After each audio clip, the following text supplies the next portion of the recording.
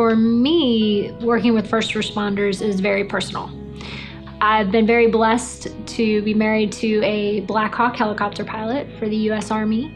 I have a very specific memory of coming home, picking up our oldest from kindergarten, and coming home and getting him a snack. I wasn't moving fast enough, so he kind of took control, and the phone rang, and I did what most people do when your phone rings and you don't recognize the number. I stood there and looked at it and thought, should I answer it? I'm not sure who this would be, and for whatever reason, I decided to answer it, even though I was 100% sure it was, one of those courtesy calls. And it was somebody from College Station EMS telling me that my husband had been in an accident, but he was okay, and that he wanted to speak with me.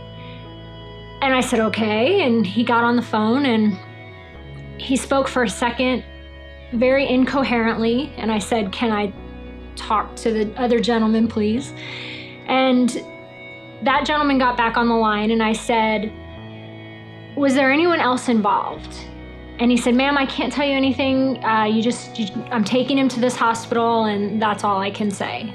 And that was the end of the call. I stood there in my kitchen, and I can still picture the jelly on the counter because my son decided to make the sandwich himself.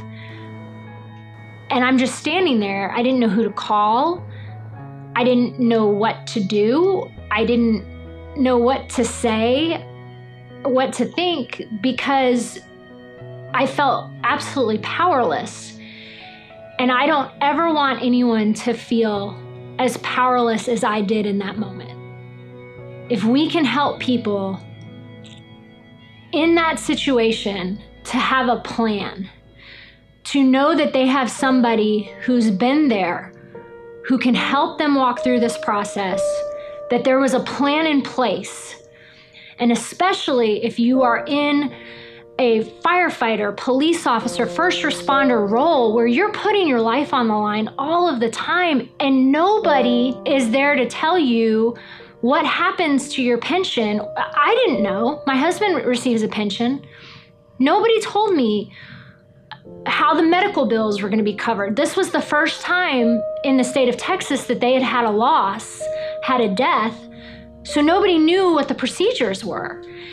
And so for us, because of what we do with individuals and because of what we do with pensions, we are able to educate people for their ride off into the sunset, to live their life exactly the way they plan. But at the same time, we have built a plan that prepares them for things you can't prepare for.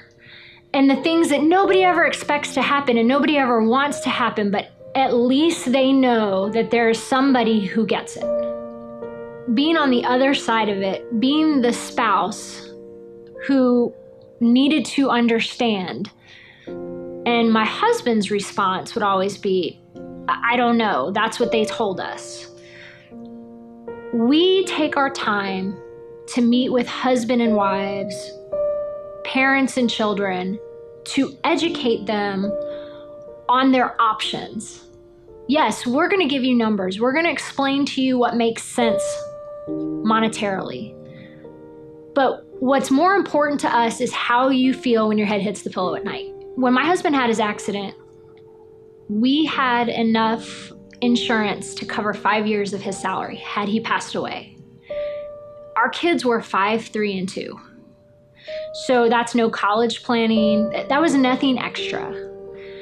Find out, educate yourself on what happens to your pension if anything happens to you. Make sure that you're insured to cover your pension. Look at how old your kids are, how long until they get out of the house.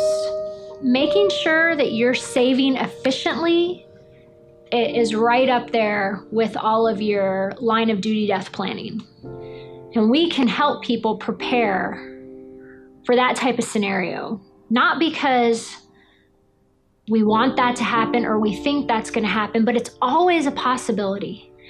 And we would be doing them a disservice if we didn't plan and prepare them for what could happen.